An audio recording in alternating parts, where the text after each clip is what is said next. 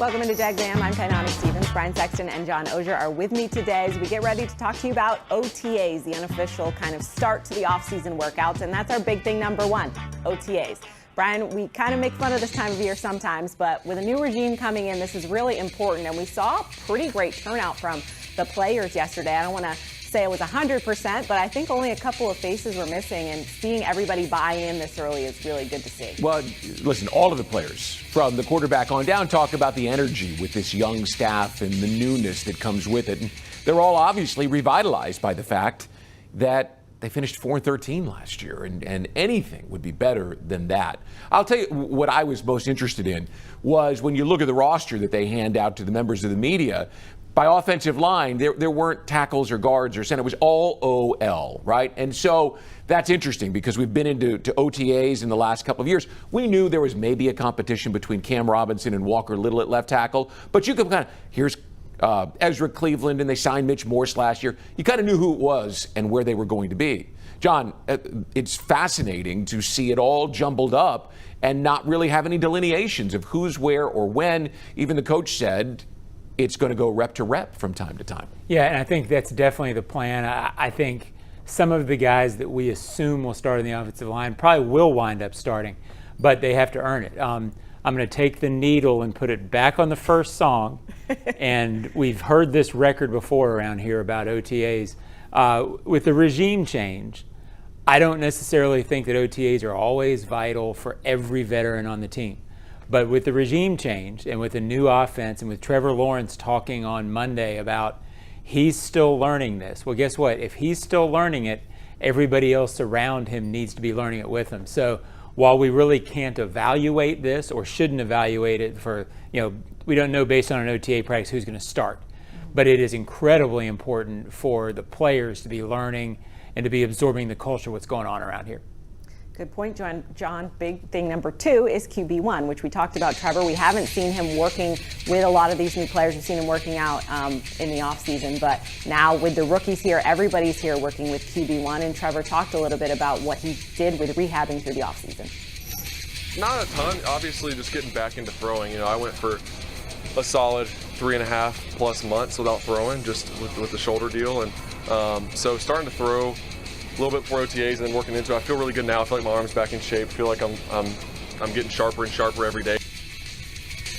John, we saw Trevor out there. He's working, learning a new system, but also a lot of new players he's got to work with, both on the line and the wide receiving group he's got to get used to. Yeah, and I think particularly key, obviously, is the wide receiver group, which I know we'll talk about as the show goes on. They're really fast. They're much quicker. They seem much more athletic than maybe any group this team has had here going back to the 90s. So there is a crucial element of getting on the same page with those guys. But I think the biggest storyline for Trevor Lawrence is the footwork, and not necessarily that he needed to improve the basics dramatically. He said there was some work he did there. But Brian, getting his footwork right for this offense, it's fascinating. He talked about it several times this offseason, how the footwork dictates where he's going with the ball, and those things need to be muscle memory. If that's the case, and it is, then every rep is crucial as he tries to get this offense where it's second nature by the regular season. And there was some conversation on the sidelines yesterday because he threw a couple of passes that got tipped and intercepted, and he overthrew one. Listen, he alone is just coming back from all the time he missed last year, let alone all of the new players, like you mentioned, Kai. But what we don't know is how much he's going to progress from day to day, because we're not out there every day, right? So he may have struggled a little bit yesterday just getting into the rhythm of things with people, but he may have a much better day today. I think when you look at the body of work, you can't look at OTAs separate from training camp. It's going to be how he works his way through this new system and getting himself back into football shape all the way up to the start of the regular season. I think that's the best way to evaluate him. And, Johnny kept saying yesterday that this offense keeps giving you answers. He didn't elaborate. We didn't have enough time to really dive into that. I'll be interested to find out more what that means as we get into this thing with him. Our final big thing today is going to be expectations. As we talk about OTAs, head coach Liam Cohen talks about what he thinks is important this time of year. Are we going to catch every ball and throw every ball out here in the first day of phase 3? I would assume not. But more in terms of the operation, the communication, are we understanding what we're trying to get accomplished out of the calls? it's a learning phase, not necessarily a competitive phase. And do you want to be cleaner? Absolutely. Do you want it to look perfect? Yes, we all do. That's just not the reality at this phase, this time in this phase.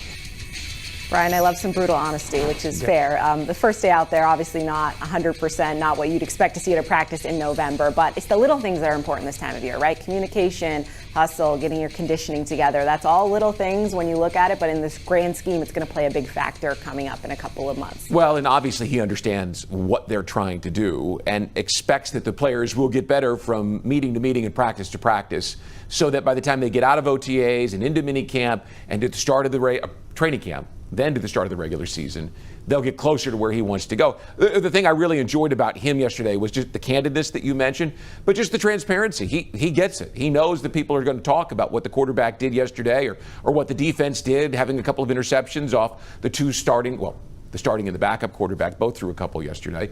He's not going to let that bother him. He's not going to let that become the storyline. I'm going to move the needle back to the start of the record again, Brian. And look, it's the first practice of OTAs, unpadded work, with a new system, a new offensive system, a new defensive system, new players in that system, new coordinators, however you slice it, and a quarterback who didn't throw for 3.5 months this offseason.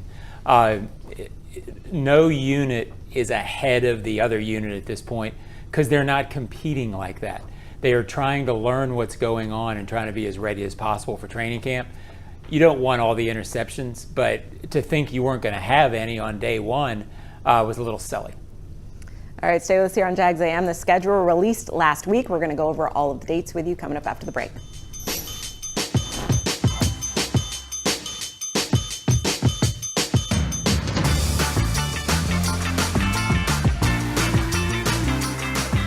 My name is Charlie Jordan, and I'm the manager of social media for the Jacksonville Jaguars. So as manager of social media, we serve as a bridge between the fans and the franchise. And so my passion is rooted in being a fan, but I also get to work with the team each day. The Bright Future Scholarship was huge for me because I was able to pursue an education at the University of Florida. And because I didn't have to worry about paying for classes, I could spend my time covering the sports teams that I work around. I'm extremely grateful for the Bright Future Scholarship and the Florida Lottery specifically for allowing me to earn an education. When disaster strikes, trust the experts at Surf Pro. As a proud partner of the Jacksonville Jaguars, they bring the same dedication and precision to restoring your property as the Jaguars do on the field. Whether it's water, fire, or storm damage, their highly trained professionals are on call 24/7 to make it like it never even happened. Surf Pro, your local leader in restoration and cleanup.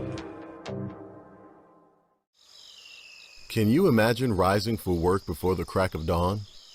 Tending to hundreds of acres of land before dusk? Well, that's what happens on 47,000 Florida farms every day. Florida's farmers work hard to grow nutritious food for you and your family. And you can help support them by enjoying delicious Fresh from Florida produce. Look for the sunny Fresh from Florida logo where you shop, or visit freshfromflorida.com to learn more.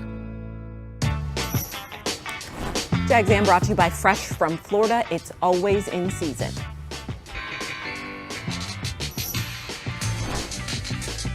This or that.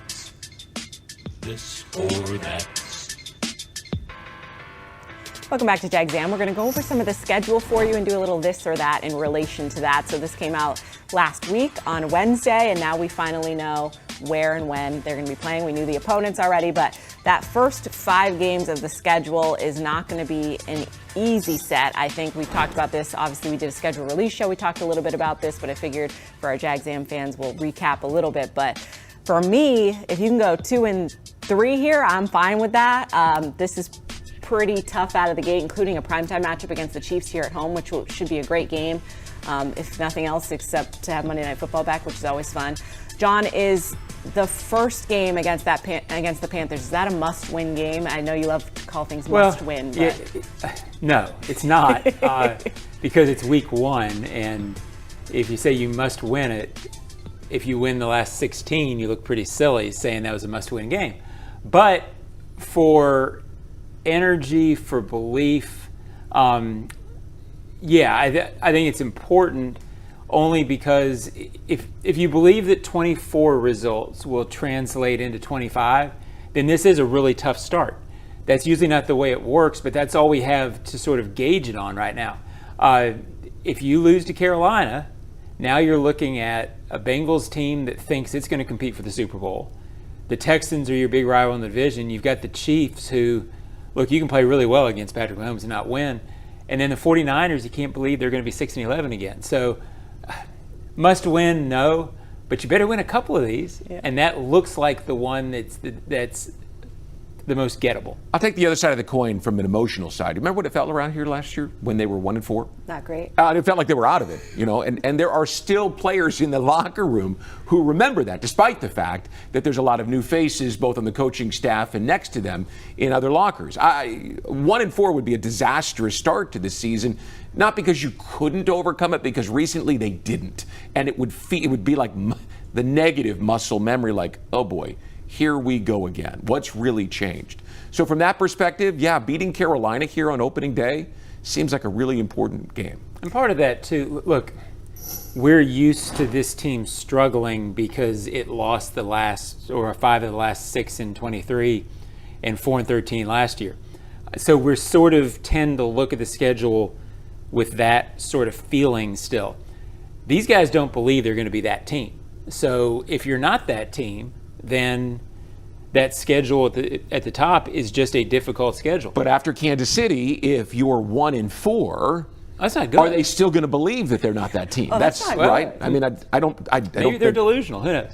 I think we all are a little bit. At this time of year, we're all a little delusional. Well, listen, here the other thing is you don't know. You don't know who comes into the season banged up, right?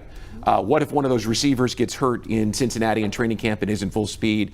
What if the offensive line that they've rebuilt in Houston isn't there? We're judging them based on last season's results, and we're projecting that the Niners won't be as bad as they were last year, which seems fair to project, but we don't know where they're going to be. So yes, it looks on face value like a very challenging schedule, but there's a lot of unknowns. There are, and it's important for us to remember, too, as much as we remember how things didn't feel great last season. I feel like almost half this roster is different at this point, so they'll feel a little bit differently going into this as well. So let's look at that next chunk of games, weeks 6 through 10, I believe. Obviously, they're heading to London during that stretch, and then there's a bye week. How important is it around the bye to have a winning record, be 500? Are you looking at it that way, Brian, or are you kind of just looking at it as a whole? I'm looking at it as a whole because you can grab some momentum over the final 6 games of the season. But let's put it this way. You want to be around 500 at the worst because you've got these trips to the West Coast interspersed there. You've got some challenges. You come off Kansas City, you've got a game against Seattle, who's been a pretty good team consistently for the last decade. And we know about the Rams in London. And then you come home, you got to go to Vegas, and that'll be a different team under Pete Carroll. And then you're at Houston. So 2-3 gives you a chance with these 4 games. Maybe you could go 3-1 and take advantage of that and find yourself at 5-5.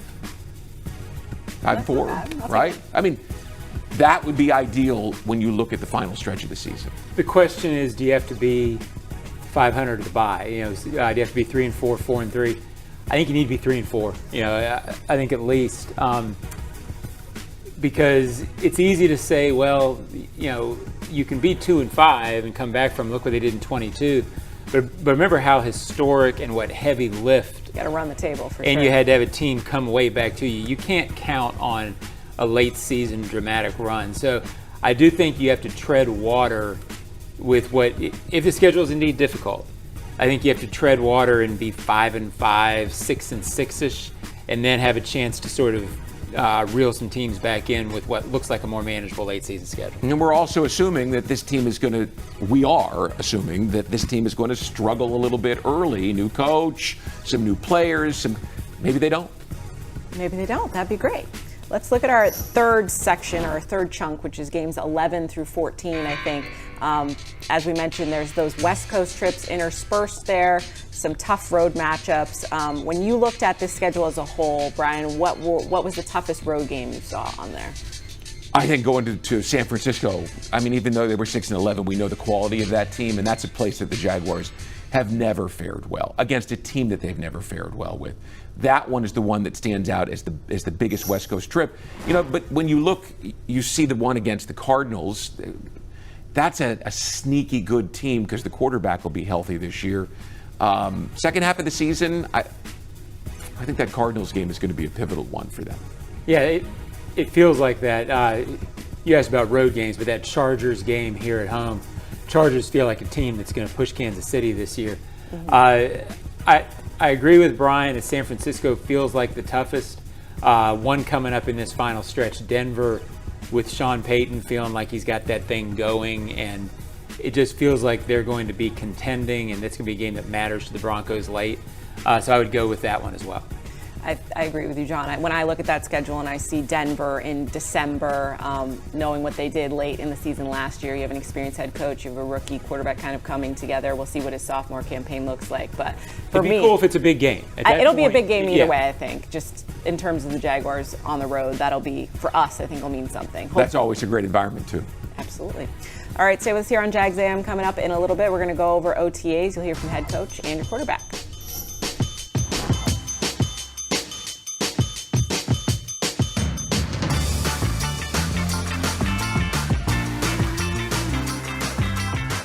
When it rains, it better drain. If storm drains on your commercial property aren't doing their job, this is a major liability that needs to be corrected. Call Duck Duck Rooter to have your storm drains jetted and cleaned with our powerful vac con truck. We'll clear the way for better drainage. Call 904-862-6769. Visit duckduckrooter.com.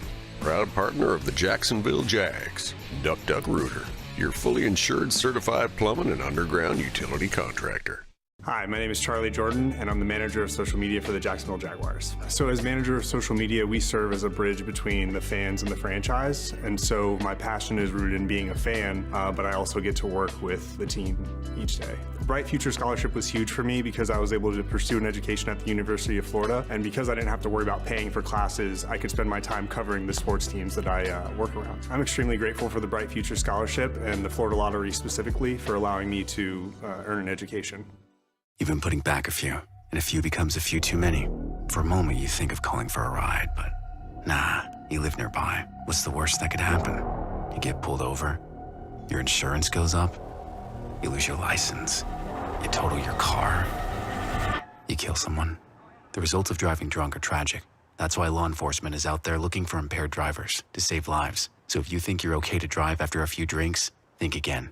Drive sober or get pulled over. Paid for by FDOT. Move the freight, move the freight. Magellan Transport voted the coolest office space in Jacksonville. You can check things out at MagellanLogistics.com. Back here on Jags A.M., OTAs are underway, and we got to hear from the head coach, got to hear from the quarterback for the first time in a while. So it was nice to get their perspective. Obviously, Trevor Lawrence mentioned he hasn't been throwing for a couple of months due to that shoulder surgery. Now he's back out there fully active with his teammates, but also learning a new system, which he talked a little bit about yesterday. I really like it. It has a lot of answers. It's great. I mean, it puts a lot on the players. You have to know your stuff, but it gives you all the answers. You don't feel like you're stuck in a play that's not set up for success. It gives us a lot of answers, and we change the presentation a lot, make a lot of things look the same. There's a whole lot of, without going into too much detail, there's a lot of things that I like about it, and it's definitely unlike any system that I've learned before. So it's been cool to learn and just pick the coach's brain and try to get it down as fast as possible. John, that was your question to Trevor Lawrence, and he said he likes that it has a lot of answers for him, kind of talking about that new system for him, making things available to him. What did you take from his answer? Well, no quarterback on first day of OTAs is going to stand up and say this system stinks.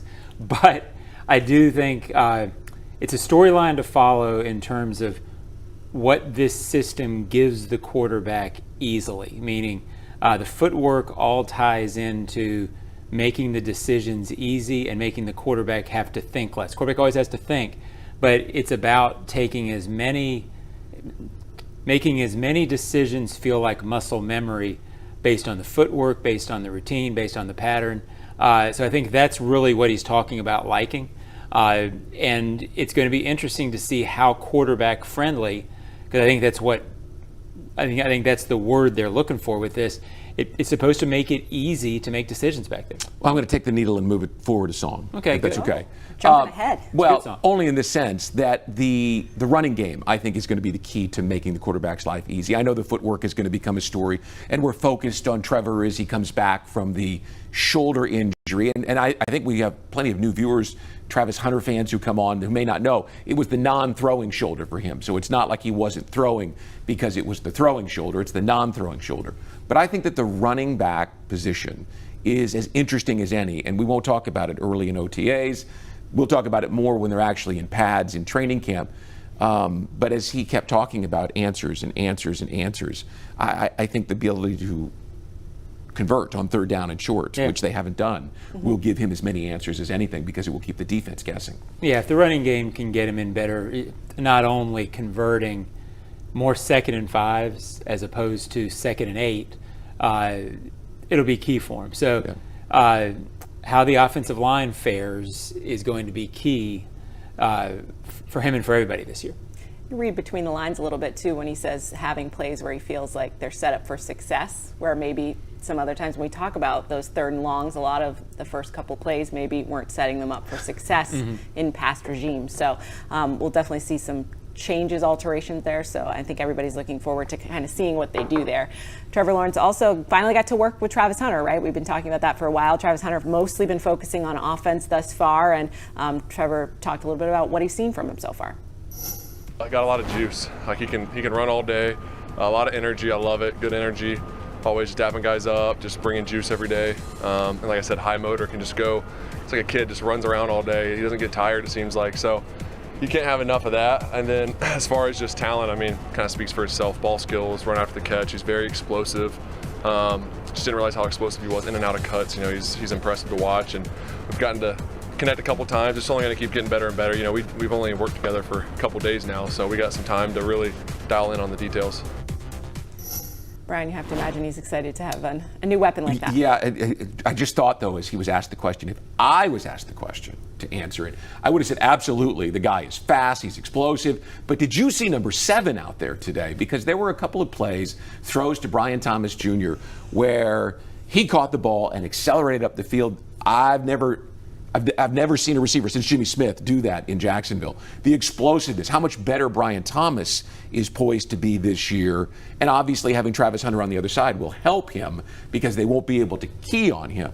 But for all of the things that Travis Hunter is advertised to bring to Jacksonville, he is showing those on the field. It's just that Brian Thomas Jr. was the most impressive guy on the field yesterday.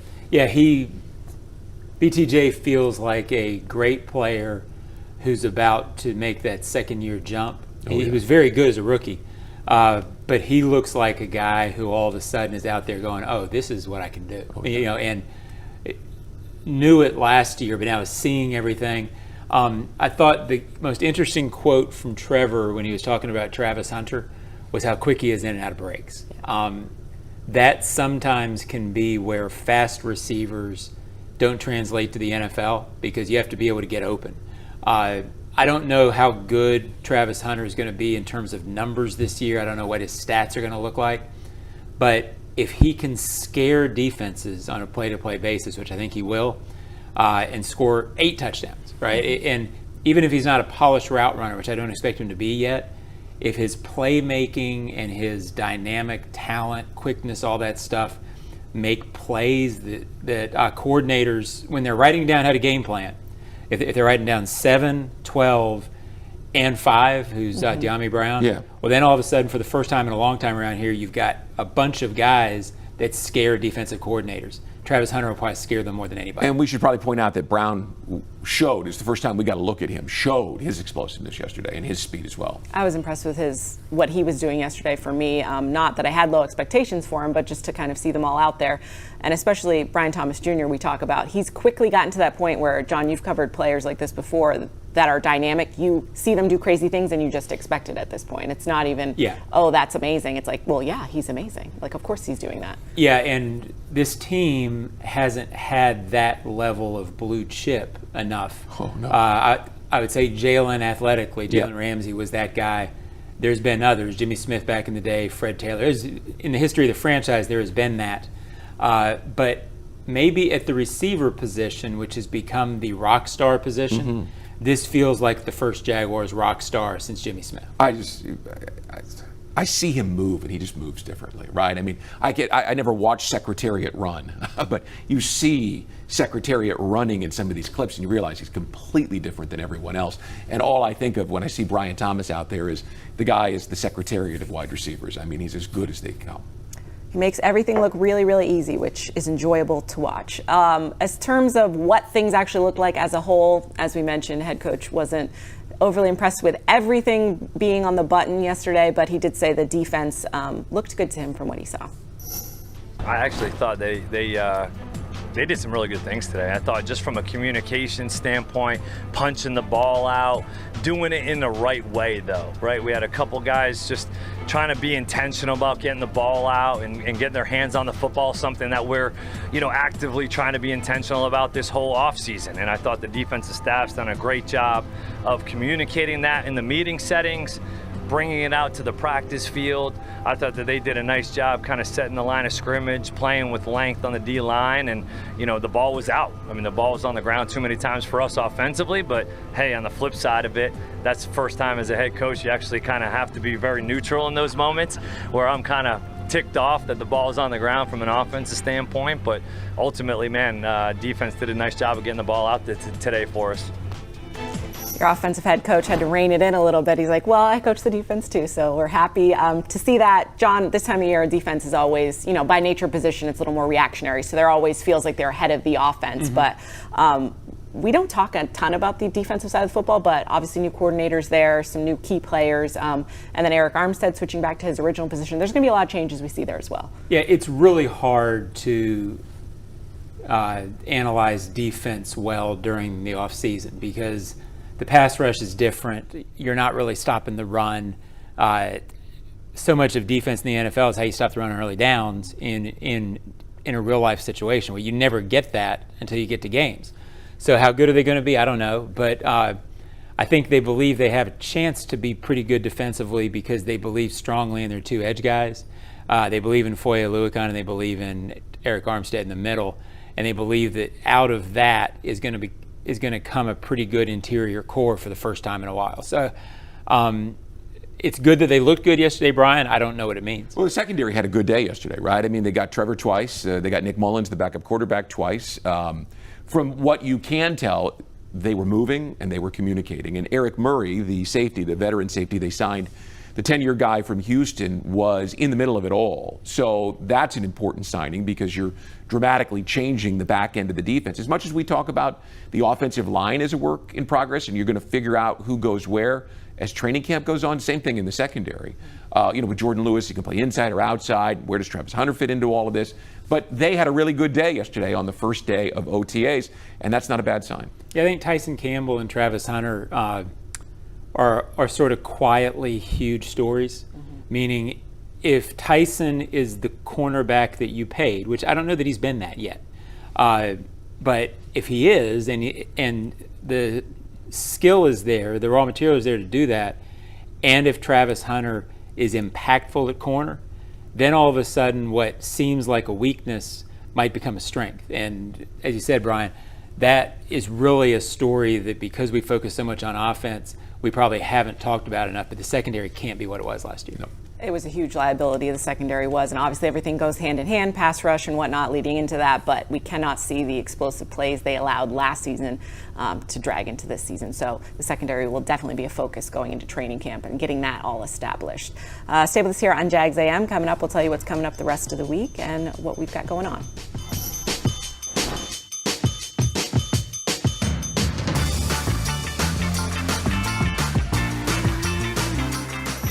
What's the best part about lawn care during the winter?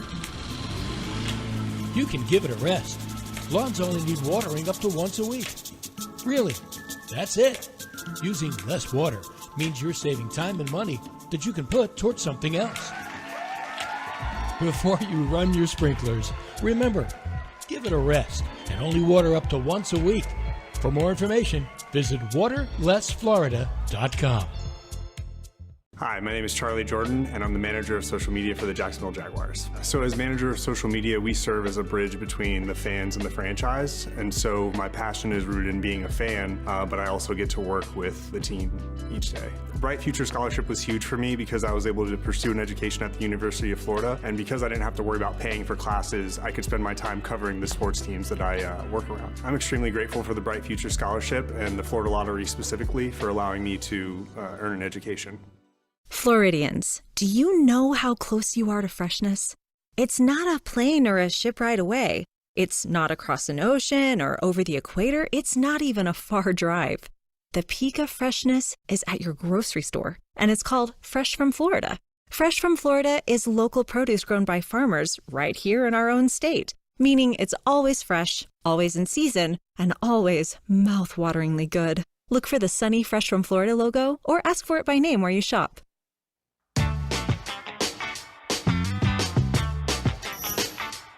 There's an energy on the practice field.